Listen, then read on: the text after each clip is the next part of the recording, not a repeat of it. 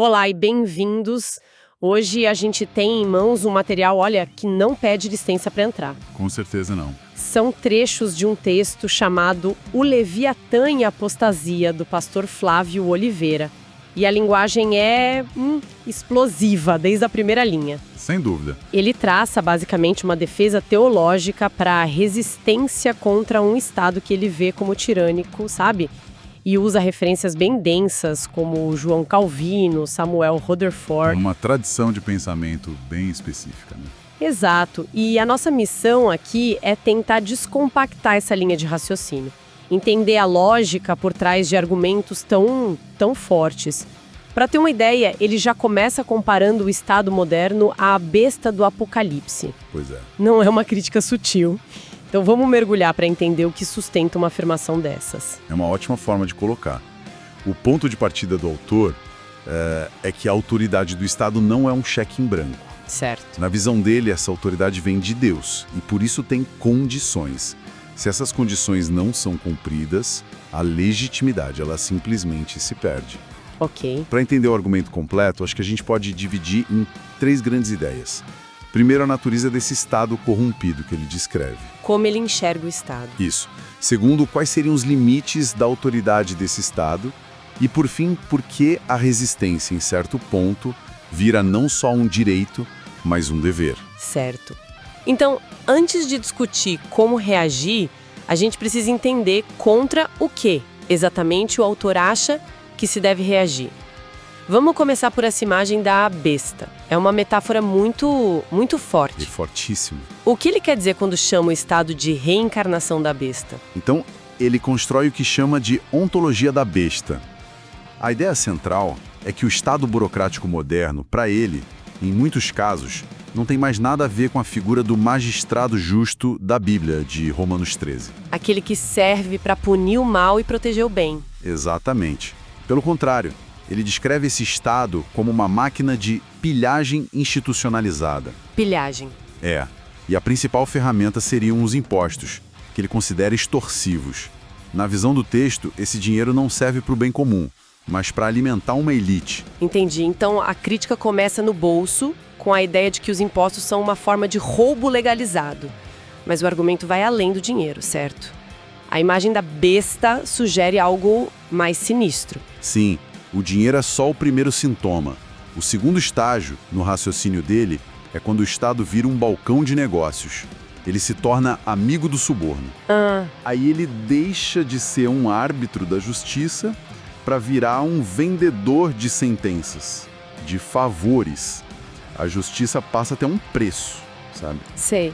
Mas o que realmente justifica a metáfora da besta é o que o texto chama de apostasia estatal. Apostasia.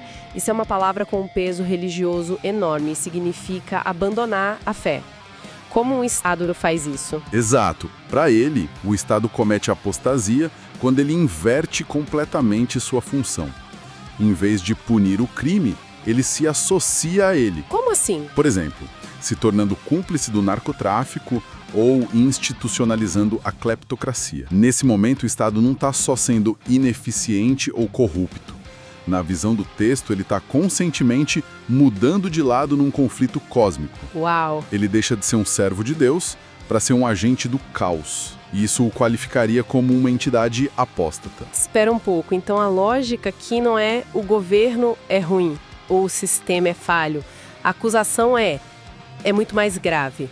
Muito mais. Ele está dizendo que o governo está ativamente do lado do mal, que o Estado traiu sua missão divina original.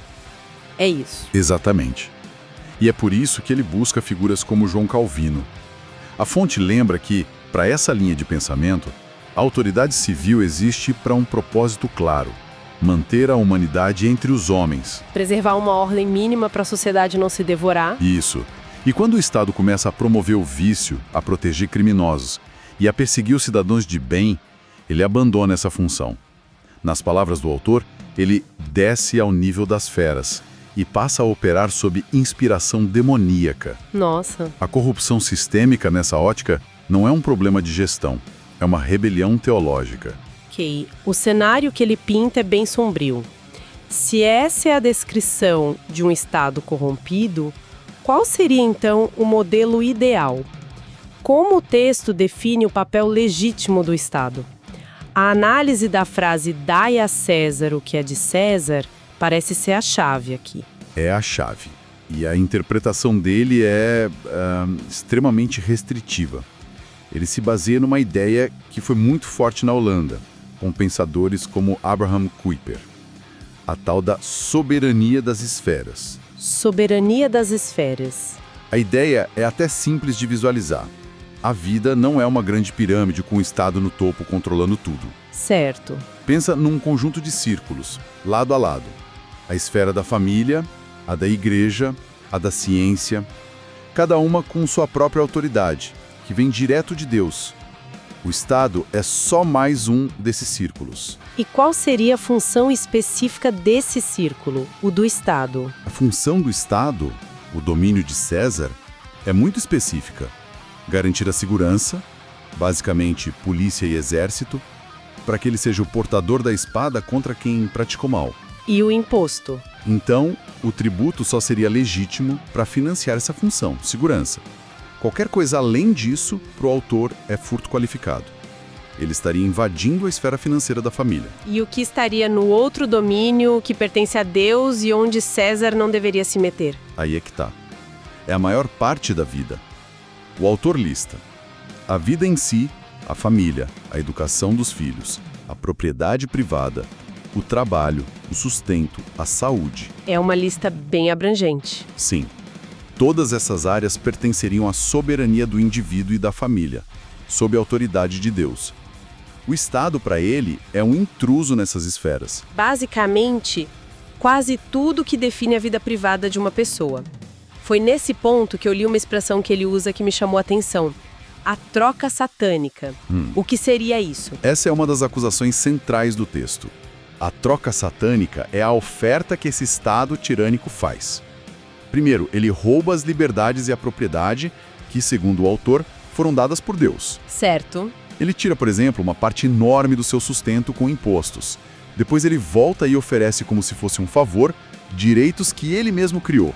Saúde precária, educação ideologizada. Ah, entendi. A troca é, me dê sua liberdade e sua propriedade, e em troca eu te dou uma falsa segurança e uma dependência total de mim. É quase como um síndico de prédio que cobra um condomínio altíssimo, deixa a segurança falhar e depois oferece para instalar uma câmera dentro do seu apartamento para te proteger. A analogia é perfeita. O síndico estaria cometendo um crime jurisdicional, invadindo a autoridade dos pais dentro do lar. É isso que o autor diz que o Estado faz. E ao tentar ser o provedor de tudo. Ele se torna um ídolo faminto, exige a lealdade, o dinheiro e a liberdade que pertencem a Deus e à família. Ok, então se o autor desenha essa linha clara, dizendo que o Estado não pode cuidar da família, da educação, isso levanta uma pergunta. O que acontece quando o Estado não só invade essas áreas, mas também falha na sua única função legítima, que seria a segurança? Exato. O que acontece quando o portador da espada a deixa cair, ou pior, aponta para o lado errado? E essa é a ponte direta para a questão da autodefesa. O argumento é muito lógico dentro dessa estrutura. A função primária de César é punir o malfeitor, né? Sim. Mas se o Estado, por corrupção ou omissão, não só falha nisso, mas começa a proteger o criminoso, ele está operando o que o texto chama de inversão demoníaca da realidade. Punindo o bem e compensando o mal. Exatamente. É nesse ponto que a defesa do pote de armas entra com tanta força no texto, então. Não é só uma questão política, é uma consequência teológica. Perfeito. O texto argumenta que o direito de um pai de família ter os meios para defender seu lar e sua vida não é uma concessão do Estado. É um dever moral. Um dever. Sim, um dever que deriva do 6º mandamento, não matarás, que ele interpreta como um mandamento para proteger a vida. Ele até cita Samuel Hoofeder, um teólogo escocês do século XVII, e a obra Lex Rex. E o que Hoofeder dizia? Que a autodefesa é um direito natural inalienável. Nenhuma lei humana pode anular isso. O que eu acho fascinante nessa lógica é que ela condiciona o monopólio da força do Estado ao seu desempenho. Exato. É como se fosse um contrato, né? Exato. Nós, cidadãos, te damos o monopólio da força, contando que você nos proteja. Se o Estado quebra essa cláusula, O contrato é anulado. O Estado não pode, ao mesmo tempo, ser cúmplice do crime e exigir que o cidadão confie cegamente nele. e ele chama essa exigência de... Idolatria estatal é exigir do Leviatã uma confiança que só se deveria ter em Deus, enquanto na prática, esse Leviatã entrega o cidadão de bem nas mãos de criminosos. Entendi. Para o autor, o ato de desarmar o cidadão justo, nesse contexto, é uma ação calculada para preparar o rebanho para o abate. Certo, o argumento é bem amarrado. Partimos de um Estado que vira uma besta, que invade a vida privada e falha em sua única função legítima. Isso leva à autodefesa como um dever moral. E agora a pergunta final. O que fazer? Qual é a conclusão prática disso tudo? A conclusão é direta. A submissão ao Estado não pode ser um pacto de suicídio, com base nessa longa tradição de pensamento reformado de John Knox a Francis Schaeffer. Certo. O texto afirma que chega um ponto em que a resistência se torna o único caminho de fidelidade a Deus. Se o governante vira um tirano, e o texto define isso como amigo do suborno, cúmplice do narcotráfico, Sim. então o dever do cidadão não é só lamentar, mas resistir ativamente. Mas essa resistência não é um chamado imediato para, sei lá, pegarem armas? Certo, ele descreve um processo. Sim. Sim, é um processo, é escalonado. A resistência começa na mente. É o não consentimento, a denúncia profética. Falar a verdade publicamente, sem medo de retaliação, de perder isenção fiscal, favores. A coragem de chamar a injustiça pelo nome. Exato. E por fim, se a tirania avança, o processo culmina na recusa prática, que é a desobediência civil a leis que confrontam diretamente a lei de Deus. E aqui chegamos ao ponto que, para mim, é a virada de chave de todo o argumento. Ele redefine o ato de resistir. Geralmente a gente pensa em protesto como uma ação política, Sim, claro. mas o texto enquadra isso de uma forma completamente diferente, como um ato de adoração. Isso muda completamente o peso da decisão. Muda tudo.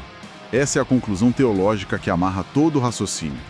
A lógica é, se o Estado, o César, começa a exigir o que pertence a Deus... A lealdade total, o controle sobre a família... Exato. Então, obedecer a César nesse ponto significa desobedecer a Deus.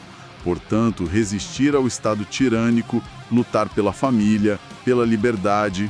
deixa de ser um ato meramente político. E vira o quê, então? Vira um ato de fidelidade a Deus. É uma forma de adoração porque reafirma que a lealdade máxima do indivíduo é a Cristo, o Rei dos Reis, e não a um governante terreno. Então, submeter-se a um Estado que protege o que Deus condena e ataca o que Deus ordena não seria visto como humildade, mas como... covardia ou até traição. Exatamente. Na ótica do autor, seria uma traição ao reino de Cristo. A resistência, nesse contexto, se torna a única postura coerente. É uma forma de desmascarar os tiranos e afirmar que existe uma autoridade superior. Recapitulando, então.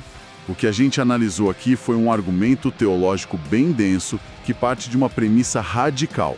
A legitimidade do Estado depende da sua submissão à lei divina. Isso. Quando o Estado falha nesses critérios, corrupção, inversão da justiça, ele se torna um tirano.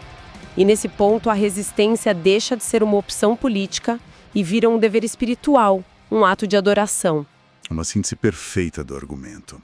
Uma estrutura de pensamento muito coesa, dentro da sua própria lógica, o que, claro, nos deixa com uma questão para refletir. O texto é muito claro ao descrever um Estado ativamente mau, né? Amigo do suborno, cúmplice do narcotráfico, um tirano evidente. Sim. Mas isso levanta uma pergunta prática e talvez mais complexa. E quanto a um Estado que não é ativamente maligno, mas apenas massivamente burocrático, terrivelmente ineficiente ou simplesmente indiferente? Onde, na vida real, se traça a linha entre a tirania que, segundo o autor, exige resistência e a incompetência que talvez exija paciência ou reforma? É uma boa pergunta. Essa é a fronteira cinzenta, sabe? Onde a teoria encontra a complexidade do mundo real.